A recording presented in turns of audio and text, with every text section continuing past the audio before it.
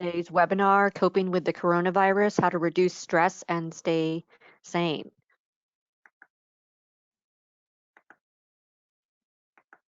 I am your facilitator. My name is Dr. Amy Wood. I'm a psychologist based in Portland, Maine, and I'm the creator of Law and the Good Life, a training and coaching program for attorneys. If you have any questions regarding anything we cover today, you can certainly email me afterwards or anytime, Amy Wood at amywoodpsyd.com, or you can always call me at 207-232-0390. So I'd like to thank our sponsors today, the Florida Bar Association, and also let you know that CLE credit for this webinar is General 1.0 or Mental Illness 1.0, and you'll have your code to get credit at the end of the webinar. So to start, first let's just focus a little bit. If you could just let everything go that you have to think about today and give yourself this hour, that would be great. And I'm going to give you the opportunity now to do any last minute thing you need to do to get a little bit more comfortable, whether that means getting a more comfortable chair, getting a glass of water, shutting a door, closing a window, whatever that might be, turning off another source of noise in the room you're in. And keep in mind as you're getting more comfortable that this will be available as a recording later that you can access from the Florida Bar website. So there's no need to try to take notes or memorize anything today. Just try to enjoy this experience as much as you can. So let's begin with just talking about the realities we're dealing with. Before we can figure out how to cope, we need to know what the context is that we're coping with. So first of all, important to acknowledge that there's no roadmap for what we're going through right now with this pandemic. We've never been through anything quite like this before. And so we're making it up as we go along. And that's part of why this is so stressful. The other thing to consider here in all the craziness is that what we can't see is scarier than what we can see. So we have an enemy out there that's invisible and we can't track it when we can't see it. It's very difficult, and that makes it all the more frightening. The other thing to consider, this other important reality, is that human beings are wired to respond to threats, and that's why we're all feeling so hyper alert right now. If you think back to primitive times when we were living in caves out in the wild, we had to be wired to threats to survive. So we had to know how to respond instantly if there was any kind of red flag lurking around, such as an animal wanting to eat us for dinner. And the problem with modern culture is that we still are wired to respond to threats, and we respond to all signals in that way as if they were life-threatening. So that's why we're so addicted to our phones, constantly checking them whenever we hear any kind of signal emanating from them. Same with our laptops, any kind of electronic device, because when our brains hear, oh, signal, that means pay attention. Even if we know better, even if we know, oh, it's just my phone, it's probably not important. So all of us right now are wired into the signals out there that are saying there's a threat amiss. Another reality is that human beings are not wired to respond to uncertainty. So we've got this perfect storm for anxiety in our midst right now. While we're wired to respond to threats, we're also wired to respond to uncertainty. And of course, everything right now is uncertain in terms of this virus. So we're really on stress overload. And regular stressors don't stop for a crisis. Another important reality to consider. Just because we have this big crisis to deal with doesn't mean that all our regular daily stressors have stepped aside. Work stressors, family stressors, any kind of personal stressor that you're dealing with, money stressors, they're all still right there. And so we're pretty overwhelmed right now. And having worked with attorneys for a while, I know that attorneys are more stressed than pretty much any other kind of profession. And so you're really experiencing a lot of stress right now. And I want you to keep in mind out of this whole list, this one, most importantly, this reality. Anxiety and other emotional distress is completely normal in this situation. I don't really know of anyone who's not experiencing right now some kind of emotional distress, even people who tell me, you know what, I'm kind of enjoying this time. And there are people like that. You may be one of them. A lot of introverts tell me that, but they're still stressed, even if they can't really define why. They're still feeling pretty tired. They're still feeling kind of worn down. And it's because we have to, even if we're enjoying the experience, pay attention to so much in our environment that's constantly changing and so much newness that we're having to adapt to, sometimes several times a day.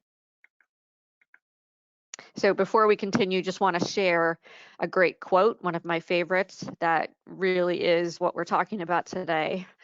It's the spirit of it right here. I have known a great many troubles, but most of them have never happened. And that's from Mark Twain. And I think anyone listening right now can relate to this. Human beings have this remarkable capacity to imagine the worst and to experience the worst in our minds. And some of that doesn't ever play out.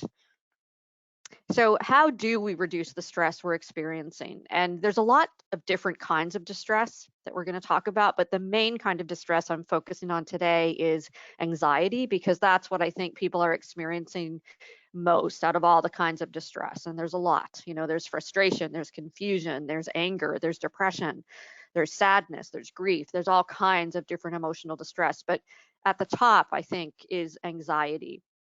So the first thing that we have to do if we want to reduce that anxiety and other kinds of emotional distress is to get out of the frame. So when we're in the frame, we're part of the picture. We can't really see the whole picture. We can't see the forest for the trees. So it's important to step out and get the big picture, because that's what starts to calm us down, when we can see the whole picture and not just a small piece of it. So what do we see when we look at the big picture? We see some reasons to be calm. One reason that we can be calm right now is, if you think about it, the entire world is focused on a problem we all want solved. This has never happened before in the history of the world, and it's pretty amazing to have everyone focused on finding the same type of resolution to a problem. So we're all together in this. And part of all of that is we've got the smartest experts on the planet collaborating to solve the problem. So not only is everyone focused on the same problem, but specialists in every area of this problem are working round the clock to find a solution. And that's pretty reassuring. And something else to consider when you look at the big picture, if you look back to the very beginning of our country's founding to where we are now, you would probably see a lot of up and down, but overall, you would see that we're going up and up and up through all the tough times. We're progressing, and we'll continue to do that. We've gotten through tough times before, and good things come out of tough times. So if you look back to any really hard time, let's say the last 150 years, just look back, what might you see? The Great Depression, perhaps. You might see World War II, really difficult times for our country. And what came out of that was a lot of good. A lot of prosperity, a lot of new government programs, a lot of new laws that help people. And we're going to get there with this too, once we're through it. And keep in mind, social distancing is working. It's not all for naught. So what we're doing right now, what we're doing by hunkering down and honoring social distancing rules, it really is having an impact. And even though it may not feel like it some days, we are going to reach the end of the tunnel with this. And there is a light at the end. So we're talking about anxiety. Before we talk about some ways to cope with anxiety and other distress, let's look at the value of anxiety. Why do we experience anxiety? Well, first of all, it alerts us. Remember what I said about when we lived in primitive times. We needed to have our anxiety back then tell us, hey, you know what? There's a problem that needs to be solved, and you better solve it. So in modern life, although we don't have threats like animals lurking outside caves anymore, we do have a lot of issues we have to solve in our life all the time, not just with this coronavirus. So for example, when you're driving your car and you see a signal come on, it alerts you, oh, I have a problem with my engine, or maybe I need a new battery, or maybe I need to pump up a tire. And other things in life, of course, are like that too.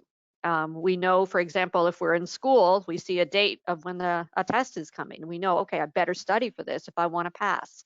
Or you have something due for work and that's on your calendar. Okay, better get this prepared if I want to do well today in court or whatever you're working on. So anxiety, to a certain degree, can be good because it motivates us to get things done. Now imagine life without any anxiety at all. It would be pretty boring. And anxiety is what keeps us accomplishing things. So whether it's at school, at work, at home, with exercise, with learning something new, with working at relationships, whatever it happens to be, when there's a little bit of anxiety there, a little fire under us, it gets us moving forward and it helps us to accomplish what's important. So it keeps us focused. Now, when anxiety becomes disruptive is when it helps us to a certain degree, but then it stops helping us. It makes us distressed. It helps us to a certain degree get things done. But if there's too much anxiety, it's counterproductive, and we stop getting things done.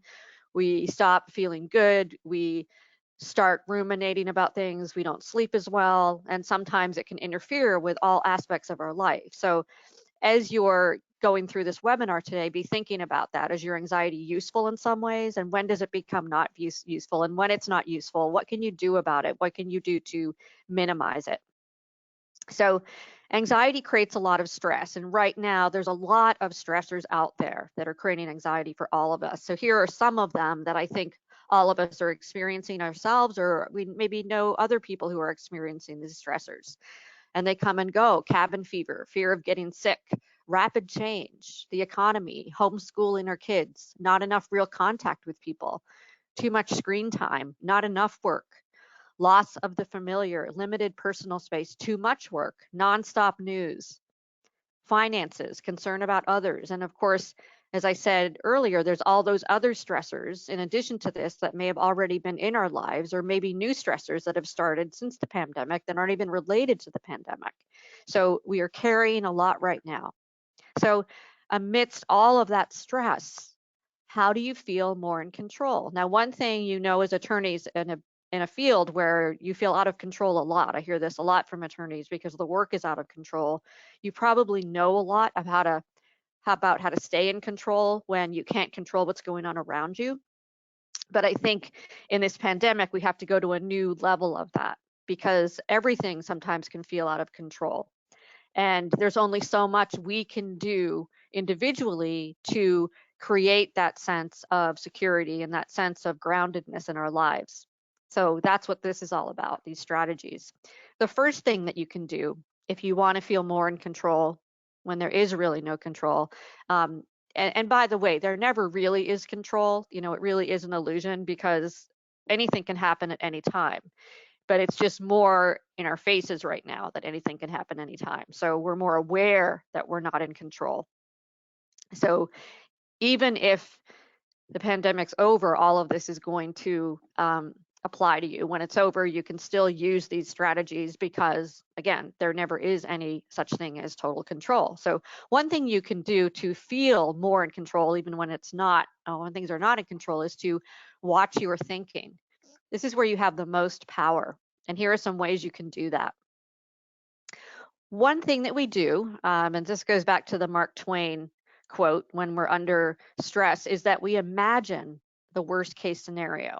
So we've all done this. And the reason that we do this, the reason when we're in the midst of stress and uncertainty, the reason we plan for the worst case scenario is because the brain wants to know what's going to happen. Our brains really don't like dealing with uncertain things. The brain likes to categorize. The brain likes to have routine. The brain likes to be able to predict. And so your brain, in order to calm things down, will go to that worst case scenario just to have any kind of answer. So think of this in another kind of scenario. So let's say that you took a test, you're not really sure how you did, but it's a really, really important test that you just took. And so you have to wait over the weekend to get the results. So over the weekend, you're going back and forth between, oh my gosh, I failed, my life is over, I'm never going to get a job now, to I'm sure I passed, I'm going to be fine, when really you don't have any evidence of either because you left the test feeling unsure. So you do that because the brain is trying to find a place to land so that you can just calm down. So what we do in the case that we're dealing with now, our worst case scenario is typically, I'm going to run out of money, I'm going to get fired, I'm going to get sick, my loved one's going to get sick and die. We go to the absolute end of the line with everything. And what we'll do to combat that typically is say, hey, I should stop thinking about this. Well, what I can tell you as a psychologist is that when we tell ourselves to stop thinking about something, we just think about it more. So that's not the solution here. The best thing you can do when your thinking starts to go down that long worst case scenario road is go with it. Just imagine that worst case scenario, So, okay, so I lose my job and then what? Okay, I run out of money and then what? Well, maybe I'll have to take out a loan and then what? Well, then I'll have to figure out a way to pay it back. And then what? And you keep going until you get to the place of I'll handle it. And that ultimately, when we get to our thinking, is where you need to land in order to feel better. We can't control much of what's going on right now. But even in the worst case scenario, the way to feel better and the way to feel in control is to remember, you know what, I'm an adult and I'm going to handle the situation. I'm not going to end up on the street destitute. So play out whatever that worst case scenario is, really go into detail with it, imagine all kinds of worst case scenarios, and then ask yourself, okay, what am I going to do? And come up with a responsible plan. And then whenever you start to go down that path, you can remind yourself, you know what, I have come up with a plan B. Imagine and fixate on the best case scenario. So here's what to do next. Once you've run through all of your worst case scenarios, your thinking is very imaginative. So go positive with your thinking and imagine what would be the most wonderful thing that could happen during this time of social distancing, during this time of economic uncertainty. I could bounce back, I could learn some new skills right now that will make me more promotable when I get back to work in the office. I could improve my relationships at home. I could work out more. There's all kinds of things I could do. Imagine that and play it out and rehearse it in your head, because the more you rehearse things, the more likely it is to get yourself in the emotional place of that circumstance.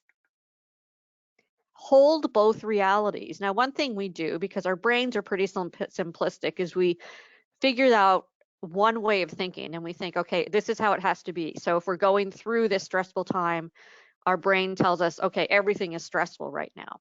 But the truth is, and this is the hallmark of true adulthood, the truth is that we can be carrying several realities at once. So yes, this is a very stressful time, but that doesn't mean that you can't be happy. That doesn't mean that you're not successful right now. That doesn't mean that you can't have fun right now, just because we're going through this hard time with this virus. So practice holding the realities that are both negative and positive. It doesn't have to be one or the other. It typically in life is more than one reality, especially during times of great adversity and turmoil. So when you're feeling like everything is just really stressful, remind yourself, yeah, this is all really stressful, and I have a life outside of that stress, and I have good relationships, and I'm in good health, and everyone in my family is healthy, whatever it might be. Encourage yourself. This is something else you can do with your thinking. Remind yourself when you start to feel really distressed, I'm getting through this. I'm doing all I can to cope with this. Sometimes, especially when we lose sight of that big picture I talked about, we really get caught up in the minutia of it, in the day-to-day of it, and we think, I'm never going to be able to get through this. I'm never going to be able to handle it. And we have to remind ourselves continually, I'm an adult. I'm getting through this. I'm doing everything I can to cope with this. And you know what? If you're not, you can ask yourself, well, okay, if I'm not, what else can I be doing to get through this in a better way, to help myself feel calmer, to help myself and my family feel safer, to get my work done, whatever it happens to be. And another technique that I often advise attorneys to do is take your stressful thoughts to court. So what evidence, when you're having a really stressful thought, do you have that that thought is true? Quite often we go with our thoughts to a very punishing place, to a very anxiety producing place. And often the thoughts are exaggerated because, again, that's simply what the brain does. So when you're having these thoughts sometimes that, this is never going to end, I'm never going to get through this, I'm never going to get back on my feet financially, I'm never going to get over this cabin fever, challenge those thoughts and ask, would these thoughts, if challenged in court, hold up? And probably they would not. So try to find evidence for the thoughts first. Okay, what is the evidence I have that I'm not going to get through this? You probably won't find much, But then if you ask, okay, what evidence do I have that I will get through it? As an adult, you'll be able to look back and say, well, I've gotten through this. I got through that really difficult breakup. I got through that really hard time of being unemployed. I got through the bar exam. I got through all these other things. Chances are I'm going to get through this too. So you really can throw those thoughts right out of court because they don't hold up at all. And if it's something that's true that you're challenging, that this is a really dangerous virus that has us under attack, um, you can say to yourself, well, that's true, but it's certainly not true that I can't stay safe. It's certainly not true that I can't make good decisions. It's certainly not true that I can't get through difficult times. So sometimes there are hard realities, but remember what's most important here when it comes to your thinking is believing that you can cope with whatever the difficulty is, because you've coped before and you're going to cope with this too. So another thing that you can do during this hard time, because we don't know what's going to happen, when you look too far into the future, beyond creating whatever that plan B is, in the case of things really falling apart, bring yourself back to where you are right now. Because when you look too much into a future that's unknown, it just creates a sense of fear and a sense of incompetency because you don't know what to do about it. But when you pull yourself back into the moment, you can say, okay, well, what I know to be true right now is I have this moment in front of me. I have today, as far as I know. What can I do with that to make the most of it? And as you all probably know, during regular life, this is a great thing to do too, because it really helps us to think more clearly. It helps us to stay focused and centered and grounded and healthy when we can embrace the moment as much as possible, because we live in a world that's moving way, way too fast. And when we're moving too fast, we miss a lot, especially when it comes to creative thinking, to using our imagination, to having sound, reliable thoughts, to problem solving, all of that. So embracing the moment helps you to be more effective in using your brain. So how can you do this? Probably the best way you can embrace the moment is to meditate. And meditation doesn't have to be complicated. I'm not necessarily talking about being a seasoned meditator where, let's say, you sit cross-legged with your eyes closed for an hour every morning and just, focus on your breathing. That's not necessarily what most people do. That's hard to do. I'm talking about maybe spending 10 minutes a day, maybe if you can once, maybe if you can twice, closing your eyes and just focusing on your breath, or just watching your thoughts go by and not paying attention to what they tell you to do. So the idea of meditation really is to get distance. It's kind of like another way to get the big picture. It's a way to step outside that monkey mind that's always going, that's always taking you on roads that maybe you don't want to be on, and being able to say, you know what, I can see my thoughts going by. I can see all the anxious thoughts and all that distress, but you know what, I get to make the decisions about how I want to respond to that. I can sit here and just watch it, just like I would watch traffic go by on the highway. It doesn't mean I have to get in the middle of the road with the traffic, but I can see it go by. It's the same thing with your thoughts. And there are some great apps to help you learn how to meditate, and I highly recommend a couple of them. One is called Calm and one is called Headspace. And very, very easy to use. Lots of good meditations for whatever might be ailing you, whether it's anxiety, or maybe you're having trouble getting to sleep, or maybe you're just having trouble resting or slowing down. So meditation is really good for that. And it doesn't just have to be sitting with your eyes closed. There are a lot of things that we do that are very, very meditative, like taking walks where we don't have to pay too much attention. Like doing the dishes, knitting, doing puzzles. There are a lot of things where you don't have to focus on your thinking, where you're not trying to solve a problem, where you're not trying to get something done. You're just doing something that's relatively easy, where your thoughts can just flow. That's meditative, and that's very helpful. Something else that can help you embrace the moment and be more in the day you're in is to get out of your head and into your senses. So this is really about experiencing with your eyes, with your ears, with your nose, with every sense that you have, what's going on in the moment. So for example, just sitting in a chair and closing your eyes and just feeling things like the sounds in the room you're in, or whatever the aroma is, really experiencing that sensation. Or just feeling what your skin feels like, just noticing how you feel inside your body with every sense that you have. When you do that, you can really get out of your head in terms of your thinking. And it's like a little journey where you realize you're much bigger than your thoughts. You know, we tend to think so much and we're in our head so much that we get this idea that thinking is everything. And that's why we get so stressed. But when you can ground yourself in the moment like that and just ask these questions like, what am I hearing right now? What am I feeling? What's the temperature in the room? What sounds of nature are out there? Or what music is playing? How does it feel to put my feet on the floor? How does it feel to put my hands on the armrests on my chair? What's that experience? We don't often pay attention to that. What do I really taste in my mouth when I'm eating? So it's all about slowing down and noticing what you notice.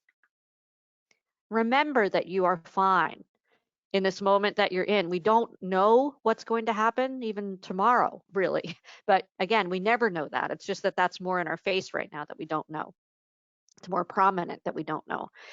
But right now, as you're sitting here watching this screen, listening to what I'm saying, everything is probably fine in the moment. You're probably healthy. Um, it's probably a perfectly nice day wherever you are. If you have time to sit and do this webinar, things are probably relatively well. So remind yourself of that when your thoughts start to run away from you, and rein yourself in and say, but you know what? I'm fine right now. I have enough money to do what I need to do today. I have food in the refrigerator. I have my family. I have my friends, whatever it is. I have my dog. I have my cat. I have my kids. Um, I have my legs. I can go for a walk. Whatever it is that you have, remind yourself of that.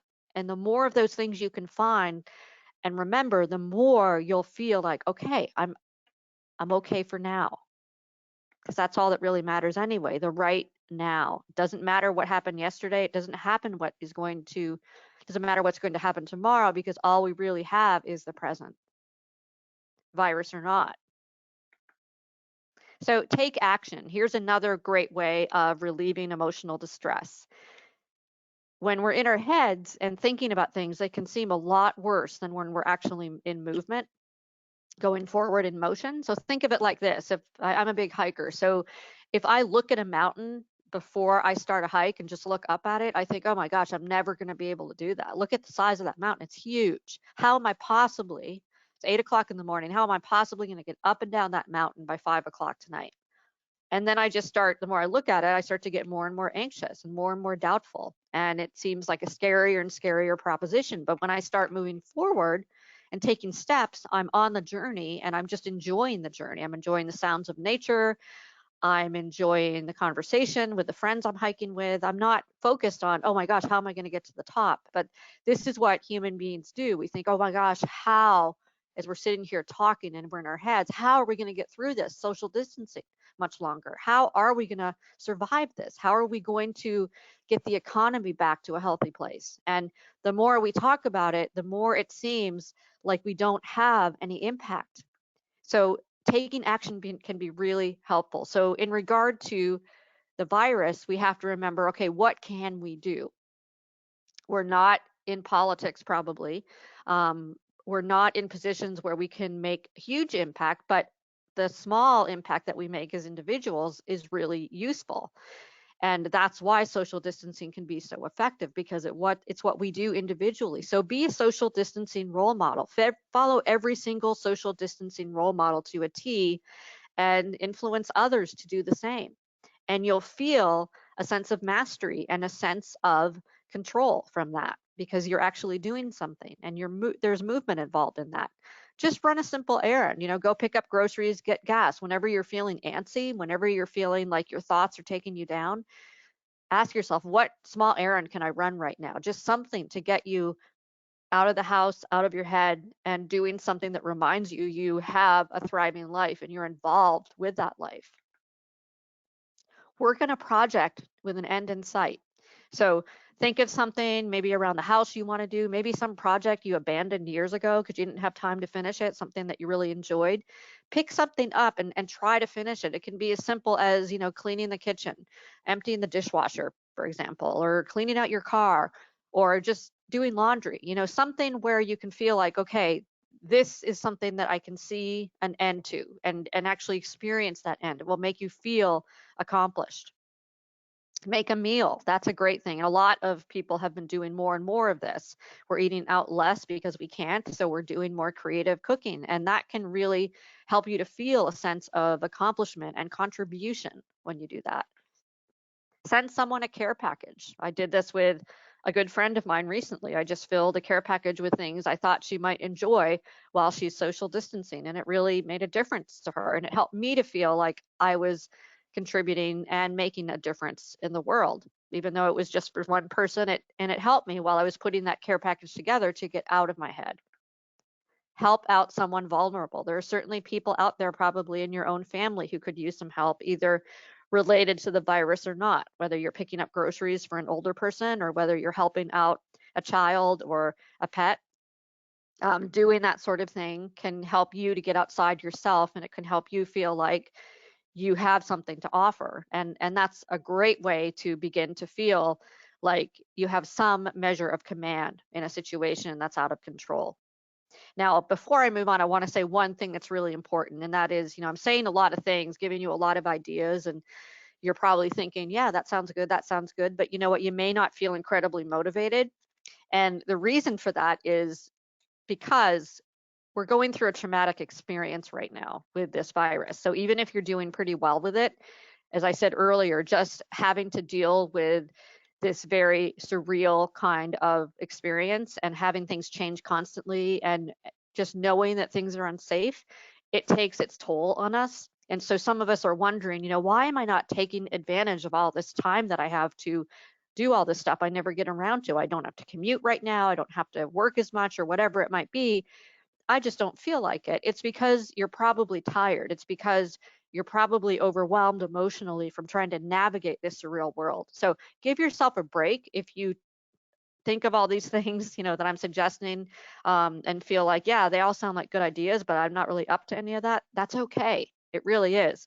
It makes a lot of sense. And if you need rest, get rest. We're going to focus on that a bit later, but I just want to emphasize this as we move through the webinar, that a lot of people are wondering why they're not feeling motivated when they seem to have all this time on their hands.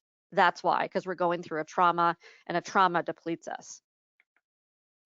So something else you can do to rise above your emotional distress: stay away from negative triggers.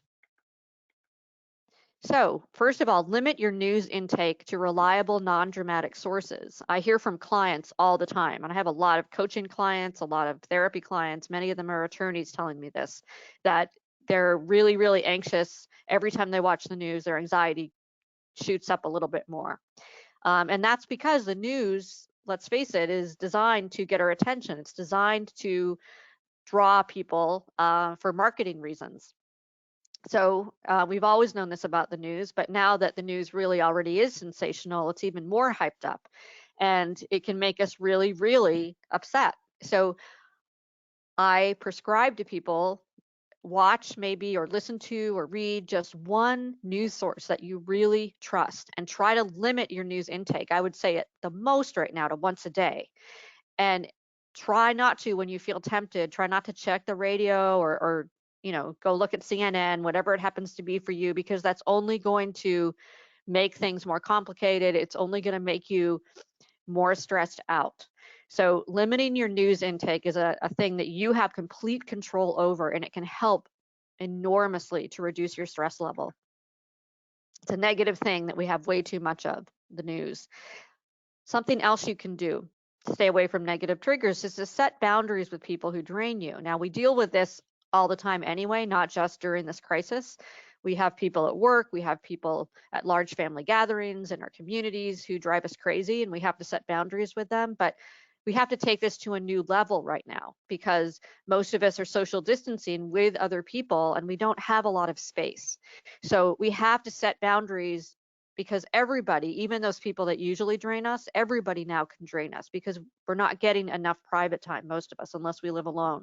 So set boundaries with those people who ordinarily can be negative, toxic forces in your life. Limit your communication, let's say to texting or email if you can, and Don't certainly get on Zoom happy hours with them, because you need to have as much energy as possible. Because remember, a lot of it is getting depleted from going through a trauma. You don't want to give away whatever energy you have left to people that drain you.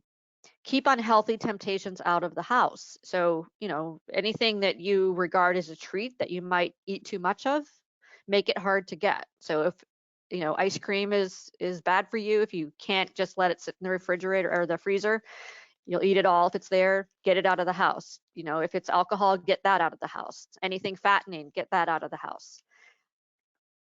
Limit your time in front of screens. Now, a lot of us right now are having to depend on screens more than ever before, just because we have no other way of communicating with people. So with that in mind, try to limit your screen time to work and when you absolutely have to be on screens, and maybe, some entertainment, a little bit of TV. But you probably have noticed that when you're on screens as much as we've been on lately, your eyes get really tired and your brain gets tired. It's really hard on us. So try to give your eyes a rest whenever you can, either by just, periodically lying down and closing your eyes, or going outside and doing things where you don't have to focus so much with your eyes.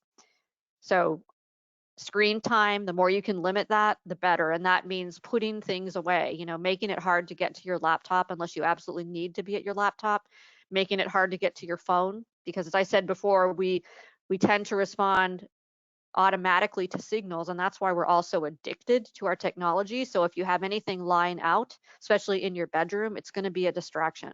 So now is the time to be really relegating your screen time and making your technology really hard to access. Another thing that's really important right now is, if you want to reduce stress and feel some sense of command in life, is maintain routine. Now, one thing we've lost, a lot of us, is this routine. A lot of us right now, because we're working at home, everything is mixed in together. Work, home, it's all right there. And so we have to create structure for ourselves so that we can stay sane and stay happy.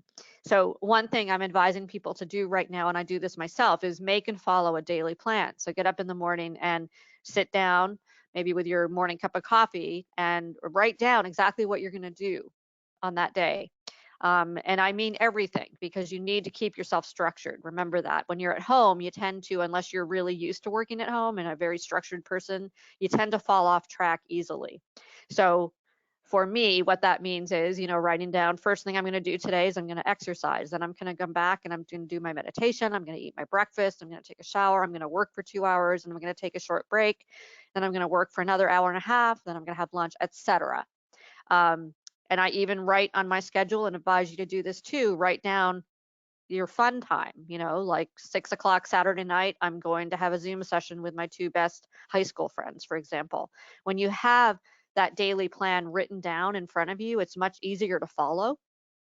And it's important, especially important, to include the personal time, because it's very easy to just look at the work time and say, okay, that's done, and then really have no sense of structure to the rest of your day, and then you end up not feeling productive.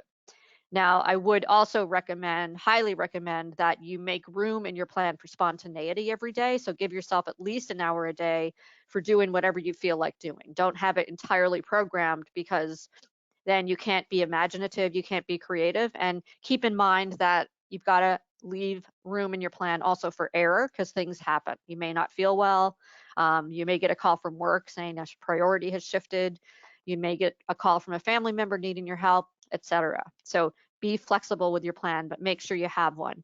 Practice good habits. Whatever your good habits are that you came into this with, they're very important right now, because part of being a social distancing role model is making sure that you're staying as healthy as possible.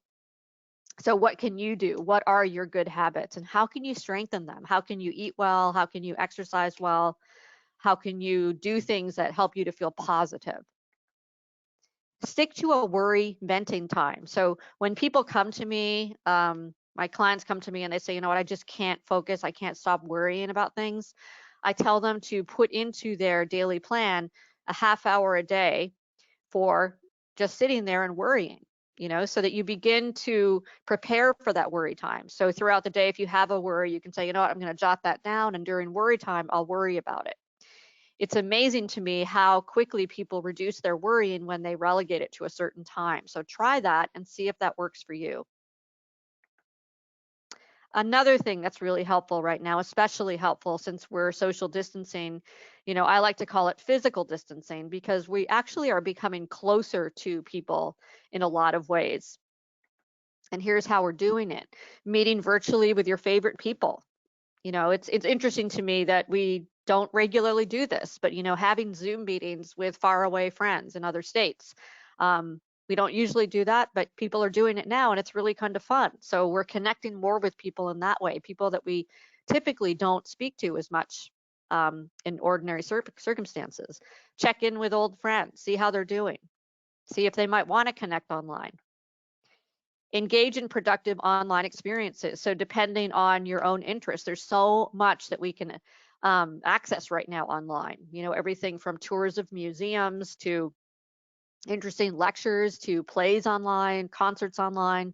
So, I recommend, as I said, limiting your screen time, but if you're going to have screen time, make those experiences meaningful to you. Really search out experiences that speak to you and really add to your life.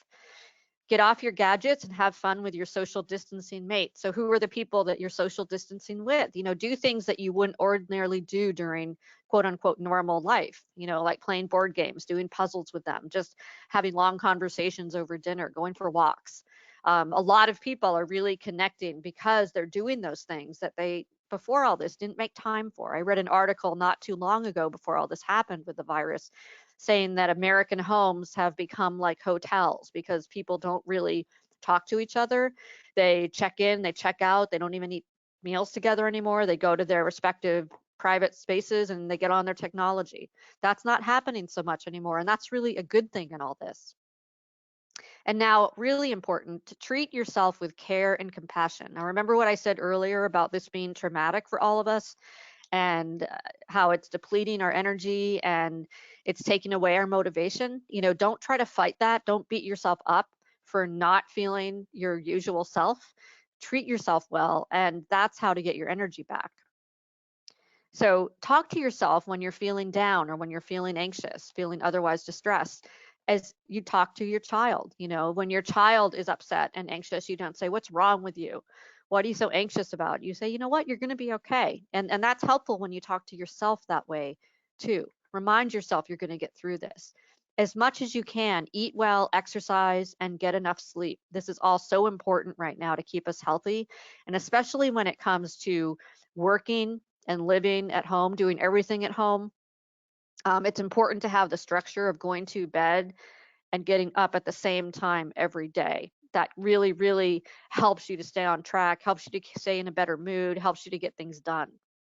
Find meaningful activities to occupy your time. So I mentioned before, finding meaningful online experiences. But are there other things, like things that you haven't done in a while because you haven't had time? And again, if only if you're feeling motivated, but it could be working out in your garden, or it could be sewing something. It could be doing something that maybe you used to do when you were much younger that you've always wanted to get back to, and maybe now's the time to try it. Find reasons to laugh. This is one of the best ways to reduce stress. So if you're going to spend time looking at a screen, find a really funny movie to watch, or read something really funny, or listen to a really funny podcast, or spend time with people who really make you laugh. The more you can laugh, the better. And really important, get outside. Um, Study after study shows that even if you live in a really urban environment and you're working 12-hour days, if you can get outside for even 5 minutes a day, even in a concrete jungle, your mood will improve. You'll think more clearly. You'll solve problems more quickly. You'll be more creative and imaginative. So get outside when you can, and especially move outside. I tell people, get outside several times a day. Take your work breaks. And I advocate taking a work break about every 90 minutes to 2 hours. Just go outside and look up at the sky. And that's one great way to remind yourself that there's something bigger than this out there, and we're going to be okay. Forgive yourself if you fall into bad habits, go down a negative rabbit hole, or have a meltdown. This happens to all of us. So again, lots of good ideas here, like eating well, exercising, and getting enough sleep. Well, you're going to make mistakes in all of this.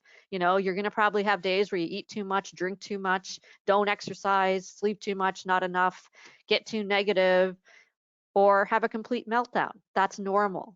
So just pick up again and do a reset and say, I'm starting over. It's okay. And appreciate. When we're appreciative of what we have right now, it's impossible to feel stressed. So when you have time, make a list of all the things you're grateful for right now with social distancing. What are the things that you actually like about it? No commuting, perhaps, more time with your family, less pressure to be out there doing things, time to get caught up with projects, more creative thinking when you're trying to think of ways to use your time constructively. What are those things? If you're feeling that cabin fever is really getting to you, sitting down and making a list like this will help you to feel more positive. And when you're feeling gratitude about something, when you're feeling that sense of appreciation, more and more ideas come to you. It's really quite remarkable. Notice what you miss from regular life, physical contact, eating out, big gatherings, traveling, whatever it is. Make a list of those things and then express appreciation for that. Think of how grateful you're going to be when you can do those things again. That will put you in a really positive emotional place. And this works with anything. Any time that you're feeling down about something or you're feeling in a rut in any way, you're feeling bored, just sit down with a piece of paper and start writing whatever it is you appreciate. This is great when you're stuck in certain places. It doesn't quite apply right now, but this is a great thing to do if you're ever stuck at the airport. Just start making a list of what you appreciate about being stuck. Oh, well, I have time to catch up on my emails. I can go look at the books in the bookstore over there, etc. Find growth opportunities in all this. This is another thing you can do to reduce stress, and there are plenty of these. So if you have the time and you're feeling motivated, learn a new skill that will make you more promotable. There's tons of courses online, all sorts of books you can read right now if you have the time and you have the wherewithal. Get reconnected with former hobbies and interests. I've already mentioned this, but it's worth repeating. If you have things that you've been wanting to do and you have the time and you're feeling up to it, get reconnected with things that you've lost touch with. That can be really nourishing. Do a personal inventory. What stays, what goes? When we get back into lives as they were before all this happened, what have you learned you don't want anymore? What have you learned you don't need anymore? For me, I've been looking at eating out. Like, well, you know what? Maybe I don't need to eat out as much as I used to when the restaurants open again. Maybe there's certain ways that you can save money that you've learned. Maybe there's certain things that you just don't want anymore that you've learned you don't want because of this distance. So use this time to decide what's going to be different. How is my life going to improve once social distancing is over? And notice what's meaningful in all this. I think all of us, if we take a look at our lives, they've all changed, but there are good things in that. So what's meaningful to you? Maybe you're cooking more and that's been really nice. Or maybe you've been talking more with a sibling that you haven't talked to a lot before this and you've really revived your relationship with them. Think about what stands out for you, what you want to take with you from all this. What do you want to remember from it when you look back a year from now or 2 years from now? What do you want to be able to say about how you spent this time? Take advantage of that if you're feeling motivated to do it. So those are some ideas. I just want to end by saying, sometimes emotional distress can really get in the way. So if the distress that you're experiencing at any point during all this or any time is interfering with your relationships, your self-care, your home and work responsibilities, and I mean like really getting in the way so that you're not able to live the life you want, you're not able to be happy, consider talking to a therapist. And if you feel like you'd like to do that, my recommendation would be to go to psychologytoday.com. It's a great website and they have a listing of therapists in your area. It covers the entire country and you can read descriptions of different therapists and find one that's just right for you. And you can email them to learn more information and it's free. If you have any questions, certainly, as I said earlier, give me a call or email me. And you can always go to my website to learn more, amywoodpsyd.com. We're going to have some extra time, about 10 minutes after I'm done here, and I will answer any questions that you might have. You can just type them into the question box, which we'll get to in a minute. But before that, I just want to give you the number that you'll need if you want to get credit from the Florida Bar for continuing education. So that number is 3908. You may want to write that down. And again, this will be available as a recording that you can rewatch.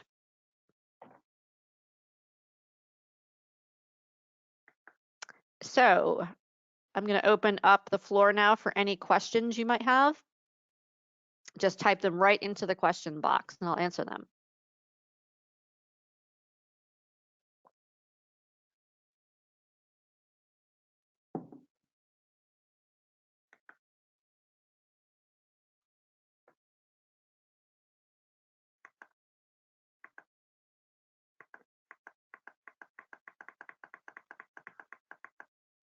All right, so we have some questions. Do we have to sign in anywhere? No, someone says they can't hear. I'm not sure why they can't hear. That was at the beginning.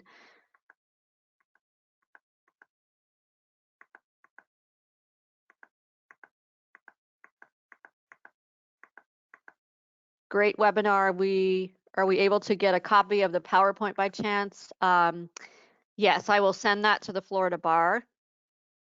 Or better yet, if you want a copy, why don't you just email me directly? And that's Amy Wood at amywoodpsyd.com. I'm happy to send it to you. And what meditation apps do you recommend? Again, I recommend the Calm app, CALM, and I recommend Headspace. They're both really, really good. And here's a question. Do you feel like indulging in a bit of catastrophizing can be cathartic? Yes, I do. I think that I'm glad you brought this up because I think it's important not to deny the feelings that we're having. So when we're feeling really stressed, sometimes we, as I said earlier, we tend to just push those feelings and thoughts away, but they don't go anywhere. They stay there waiting to be processed. So it's a really good idea to vent what you're feeling. But where you get into trouble with that when you're catastrophizing is if you go on too long with it, you can really start to discourage yourself and start to feel depressed.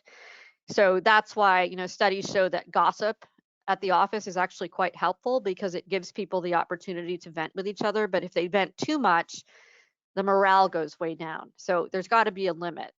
So you need to have someone that you can catastrophize with, a friend, someone you really trust. But you've got to get out of it at some point and into something more positive. Where can we watch or listen to this again? This will be posted on the Florida Bar website. Is it normal to feel unproductive even though you are completing all work? Workload is just a bit less, so it doesn't fill up a day. Yes, that's certainly very normal to feel unproductive because if you're used to having more work, you're thinking, well, I have to have this much work done to feel good. And it's also normal, I think, to feel unproductive when we don't have enough work because there just isn't enough work. It's not our fault that we don't have enough work. So just remind yourself that it's normal to feel unproductive, and it's normal, especially during this time when some of us have less to do than normal, to feel like, oh, if I didn't do the normal amount of work, then there's something wrong with me. And find other things to do with your time that will help you to feel some sense of purpose and meaning during your day.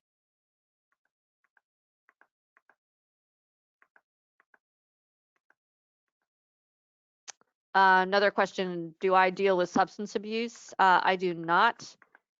That's one specialty I do not have. But for anyone who needs help with substance abuse, again, I would go to psychologytoday.com and you can find substance abuse counselors on that website. What is your suggestion for having family members respect your space and boundaries? I think that with family members, it's just really important, and not all family members understand this, unfortunately, but just to say, you know what, it is not personal, but I just need to have some downtime.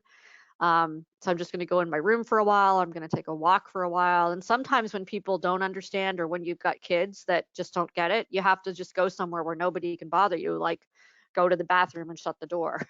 Um, but sometimes if people don't understand, you simply have to say, you know what, I've got to go for a walk, or I've got to have this personal time tonight and just read on my own, or watch a TV show that I want to watch. You know, we all need personal space. And it's really, really important right now to be getting that space, even if you have to be firm with people to get it. And someone is asking, what is my email address again? My email address is Amy Wood. So that's AMYWOOD at Amy Wood, AMYWOOD, P as in Peter, S as in Sam, YD as in David.com. And I thank you. Are therapists seeing patients on telehealth portals? Very good question. And yes, they are. Most therapists I know are seeing their clients either through Zoom-like, or remote type programs. And they're also seeing, or not seeing people, but talking to people on the phone. I do both depending on what my clients prefer. Can you please go back to show your email? Okay, I'm going to write the email address in the chat box here.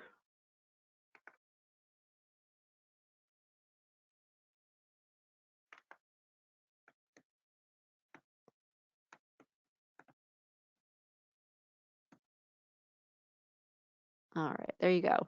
Let's hope everyone can see that. So it's Amy Wood at amywoodpsyd.com. There it is on the screen too.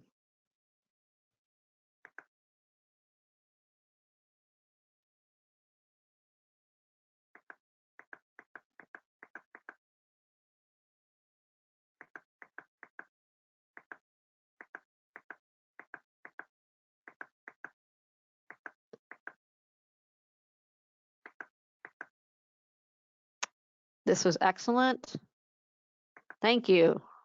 I'm so glad you enjoyed it, Peter. What about isolation? Isolation is very, very difficult. And I think in terms of isolation, you've just got to make sure you're connecting with people as much as possible by phone and through your laptop, through your computer, and getting out, just getting outside as much as you can. And even if you're not connecting one-on-one with people, just to be able to see other people, like walking on a nice walking path or walking down the street. But just trying to have as much contact as you can every day. It's really important, even if we can't be physically with people. So both sides of this, I just want to emphasize, are important. The having time alone is essential, and having time with other people is also essential. And it's really hard right now because we can't have that physical time with people, but we've got to make the best of our technology to replace that right now. And thank goodness we have the technology that we do have, because without it, I don't know what we would be doing right now. Thank you. Great webinar. All of us are emotional eating. Yes, we all are. Aside from dumping the food, any other suggestions?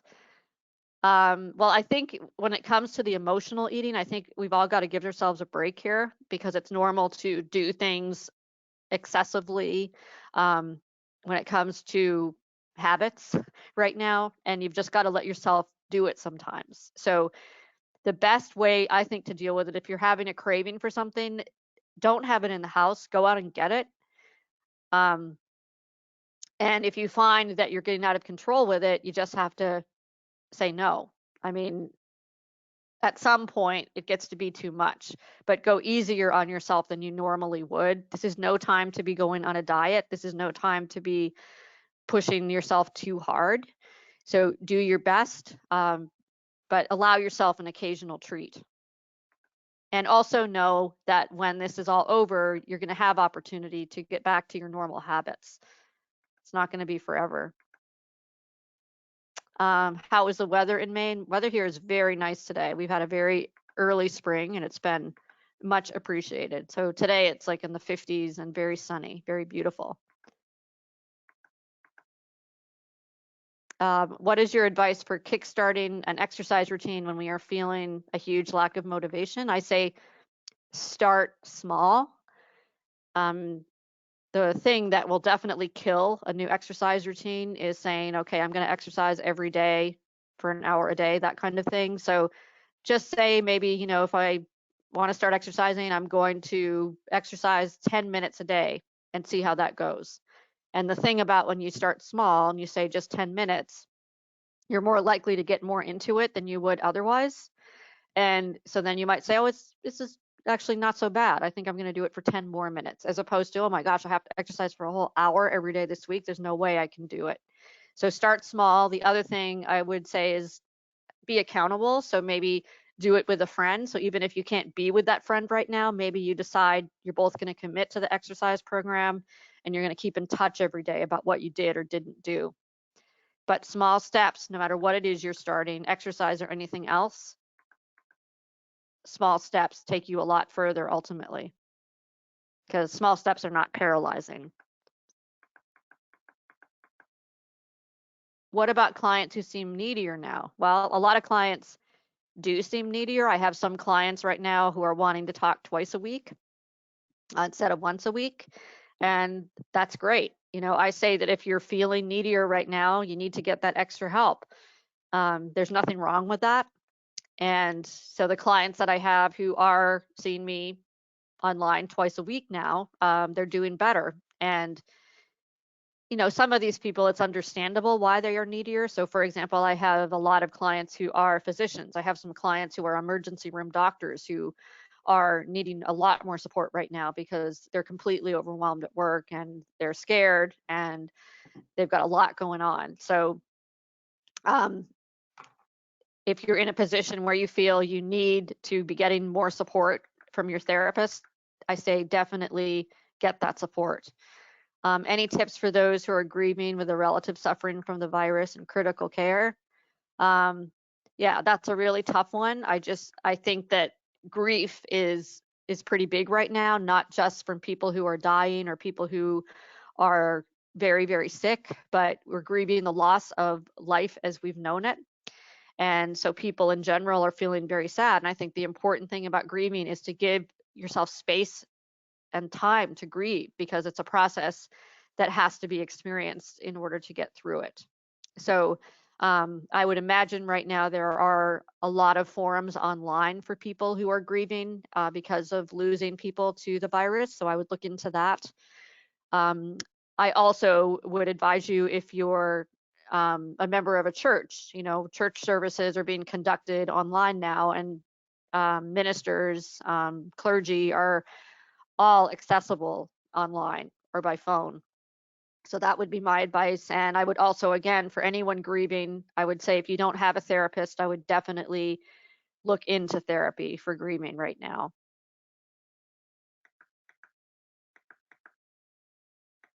How do you deal with stressed clients? I think the way to deal with stressed clients is to help them see the big picture, to help them see that we're going to get through this and that we've gone through tough times before and we're going to get through this too. I find that is, out of all the things I say to my clients when they're stressed, that's the most helpful one, to help them get that perspective that this is ultimately in history going to be a blip on a screen. It's not going to overtake us. We're going to find our way through. And another thing would be to remind your clients that they have your support. And so it's important right now for anyone who works with clients to be present for our clients and let our clients know we are here. We're not going anywhere. We're one thing in your life right now that's certain.